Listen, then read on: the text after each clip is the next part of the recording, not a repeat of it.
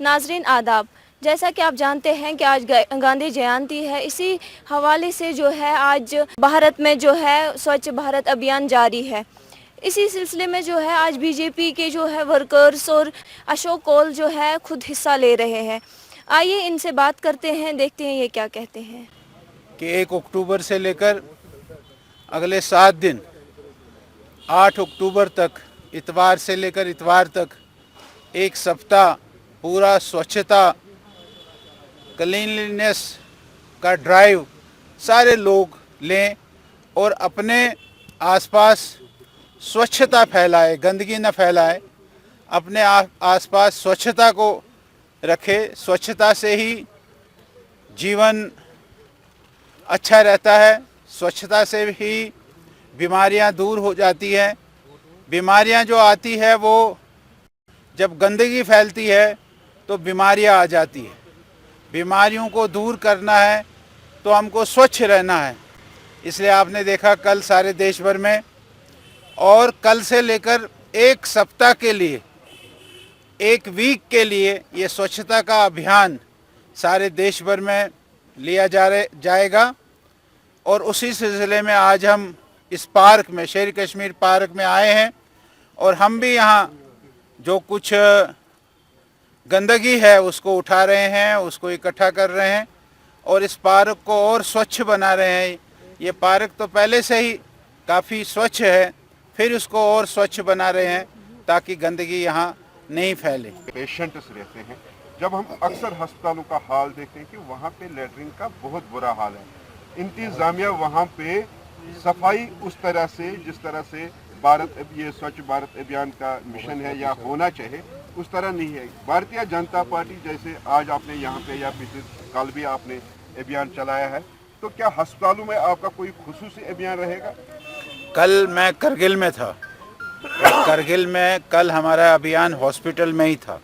हम हॉस्पिटल करगिल में जो एक नया हॉस्पिटल बना है, बड़ा हॉस्पिटल है, उस हॉस्पिटल में गए थे। हम 20-25 कार्यकर्ता थे करगिल के और हमने उस हॉस्पिटल में ही स्वच्छता अभियान लिया। जो आपने प्रश्न बताया, ये प्रश्न बड़ा ही अहम प्रश्न है कि ऐसे जो पब्लिक प्लेसेस है उसमें विशेषतर हॉस्पिटल्स हैं, थोड़ा जो हम लोग हैं हमने भी स्वच्छता का ध्यान रखना है, इसीलिए अवेयरनेस की बात मैंने कही। और जो वहाँ मुलाजिम हैं, जो वहाँ कर्मचारी काम कर रहे हैं, उन्होंने भी थोड़ा अवेयरनेस के लिए काम करना है। और थोड़ा जो मैनेजमेंट है उस मैनेजमेंट को भी उनको वो सुविधाएं, उनको वो सामान देना चाहिए। और वो सामान उपलब्ध होता है हॉस्पिटल्स में, लेकिन बदकिस्मती से वो सामान उनको उपलब्ध नहीं होता है। कल हम गए थे तो हमने एक 20-25 झाड़ू खरीदे थे। हमने जाते समय वो सब हॉस्पिटल के वहाँ जो लोग थे हमारे साथ लगे हुए थे, वो पहले से लगे थे, हमने वो सारे झाड़ू उन वहाँ के कर्मचारियों को दिए।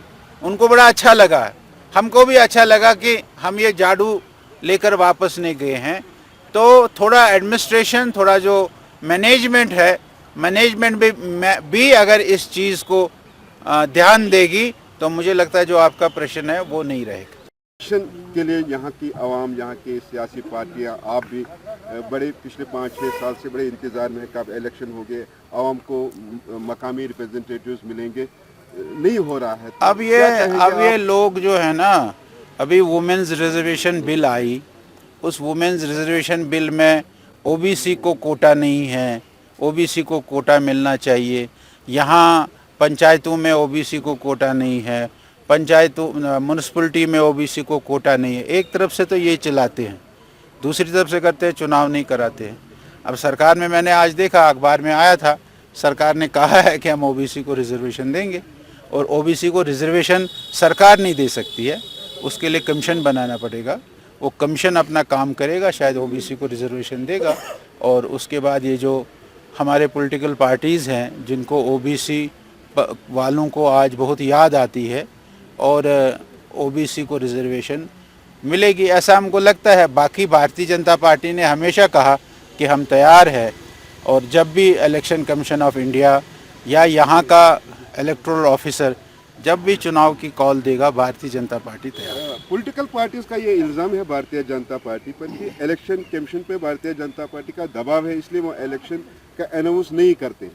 अरे अगर दबाव होता तो फिर अभी सुप्रीम कोर्ट ऑफ इंडिया पे दबाव होता ना कि भाई आप करगिल के चुनाव अपने समय पर करो। कोई दबाव जो इस प्रकार के ऑटोनमस बॉडीज होती है उसमें किसी भी पॉलिटिकल पार्टी का या किसी भी जो सत्ता में होती है उसका भी उस पर दबाव नहीं होता है। किसी का दबाव किसी के ऊपर नहीं है, ऐसा हम नहीं मानते। एक और सवाल है, कहते हैं कि भारतीय जनता पार्टी को जम्मू में भी आज पोजीशन ठीक नहीं लगती है, तो कश्मीर में है ही, तो यही वजह है कि जिस दिन भारतीय जनता पार्टी को जम्मू कश्मीर में लगेगा कि हम ठीक ठाक यहाँ पे पोजीशन बनाएंगे, हम सीटें जीतेंगे, उसी दिन इलेक्शन। इसको ऐसा कुछ नहीं होता है कि आज पोजीशन खराब है तो कल पोजीशन ठीक हो जाएगी। भारतीय जनता पार्टी जम्मू में मजबूत पार्टी है। भारतीय जनता पार्टी का मुकाबला जम्मू में किसी के साथ नहीं है। कोई भारतीय जनता पार्टी का मुकाबला जम्मू में नहीं कर सकती है। श्रीनगर में हमने अभी स्टार्ट किया है, श्रीनगर में हम पीछे हो सकते हैं, लेकिन जम्मू में भारतीय जनता पार्टी ये अग्रणीय पार्टी है, सबसे आगे पार्टी है। कभी भी चुनाव होगा, आपने देखा होगा पिछली बार 37 वहाँ म्यूनसिपलिटीज़ है, कमेटीज़ हैं, 37 में हम 32 जीते थे। इस बार ने हमने कहा कि हम 35 जीतेंगे। ऐसा नहीं है कि भारतीय जनता पार्टी कमजोर। ये अभियान जब हम लेते हैं तो देशवासियों को एक अवेयरनेस हो जाती है, देशवासियों को एक जागरूकता आ जाती है कि हमने स्वच्छ रहना है। आज आप देखते हैं कि बच्चे भी अगर गाड़ी में जा रहे हों तो अपने माता पिता को कहते हैं कि गाड़ी से गंदगी बाहर मत फेंको, तो गाड़ी में उस गंदगी को रखकर फिर वो किसी डस्टबिन में उसको डालते हैं। ये एक अवेयरनेस आज बच्चों में भी, बुज़ुर्गों में भी, और कहीं कोई गंदगी दिखती भी है सड़क पर, चौराहे पर, तो गंदगी उठाते हैं। आज एक अवेयरनेस आई है, पहले गंदगी फैलाते थे, आज अवेयरनेस आई है। और जैसे हमने देखा कि सारे देश भर में कहीं करोड़ शौचालय बने हैं, बाथरूम्स बने हैं, टॉयलेट्स बने हैं। ये बहुत बड़ी स्वच्छता के लिए एक बहुत बड़ा काम मोदी जी ने किया है। आज हमारी बहन, हमारी माँ को बाहर खेत में या सड़क के किनारे पर नहीं जाना पड़ता है। आज उसके घर में टॉयलेट है, आज उसके घर में लैट्रिन है, उसका वो इस्तेमाल करती है। नाजरीन, आप देख रहे थे स्वच्छ भारत अभियान के हवाले से बीजेपी का शेर कश्मीर पार्क में सफाई अभियान, जिसकी क़यादत बीजेपी जम्मू कश्मीर के ऑर्गेनाइजिंग सेक्रेटरी अशोक कौल कर रहे थे। मैं महविश मकीन, पी न्यूज़ के लिए श्रीनगर से।